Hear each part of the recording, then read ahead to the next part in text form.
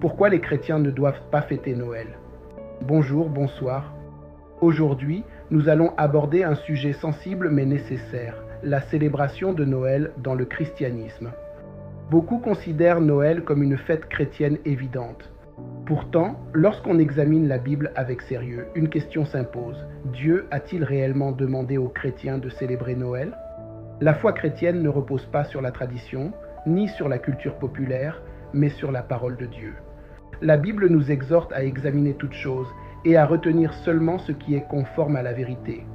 C'est donc Bible en main, sans passion mais avec honnêteté, que nous allons analyser les raisons pour lesquelles les chrétiens ne devraient pas célébrer Noël. Commençons par le fondement le plus important, ce que la Bible commande ou ne commande pas. Il faut dire clairement ceci, la Bible ne commande jamais de célébrer la naissance de Jésus-Christ. Jésus ne l'a jamais demandé, les apôtres ne l'ont jamais enseigné, l'Église primitive ne l'a jamais pratiqué. La Bible nous avertit de ne pas aller au-delà de ce qui est écrit, et lorsque Jésus a voulu laisser un mémorial à son Église, il n'a pas parlé de sa naissance, mais de sa mort. Il a dit « Faites ceci en mémoire de moi ». La scène est biblique, Noël ne l'est pas. Si Noël n'est pas biblique dans son commandement, examinons maintenant sa date. La Bible ne donne aucune date concernant la naissance de Jésus.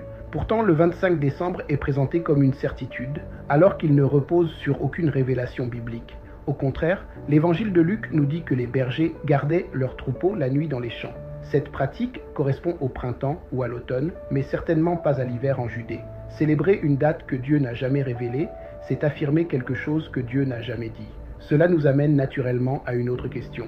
D'où vient alors cette date et ces pratiques ? Historiquement, le 25 décembre correspond à des fêtes païennes liées au solstice d'hiver. De nombreuses traditions associées à Noël ne viennent pas de la Bible. L'arbre décoré, les lumières rituelles, les célébrations saisonnières. Or, Dieu a clairement interdit à son peuple d'adopter les pratiques religieuses des nations. Il a dit « Tu ne feras pas ainsi pour l'Éternel, ton Dieu ». Dieu ne veut pas être adoré à la manière du monde, même avec de bonnes intentions. Mais certains disent « Nous utilisons ces choses pour Jésus ». Voyons ce que la Bible dit du mélange.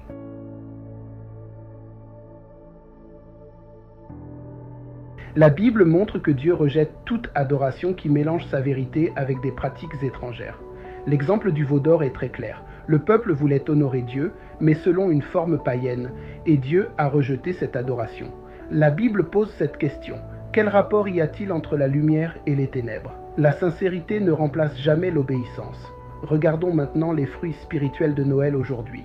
Dans la pratique moderne, Noël est devenu une fête de consommation, une période d'excès, une tradition émotionnelle, alors que Jésus appelle à la repentance, à la sainteté et à la croix. Il a dit qu'il renonce à lui-même, qu'il se charge de sa croix chaque jour et qu'il me suive.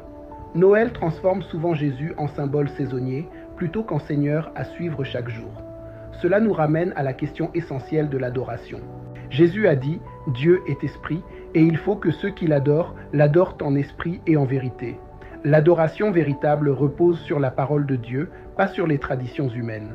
Quand une pratique n'est pas fondée sur l'Écriture, elle ne peut pas être imposée comme une obligation chrétienne.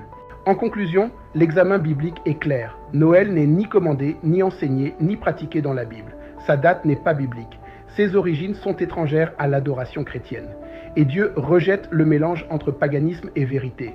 Refuser de célébrer Noël, ce n'est pas rejeter Jésus. C'est au contraire chercher à l'honorer selon la vérité de sa parole.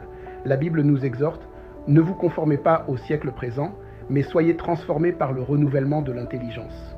Que Dieu nous aide à marcher dans la vérité, même lorsque cela va à contre-courant. Si ce message t'a interpellé, like pour soutenir la diffusion, abonne-toi pour d'autres enseignements bibliques, partage avec quelqu'un qui aime la Bible plus que la tradition, et surtout, ouvre ta Bible, vérifie par toi-même et marche selon la vérité. Examinez toutes choses, retenez ce qui est bon.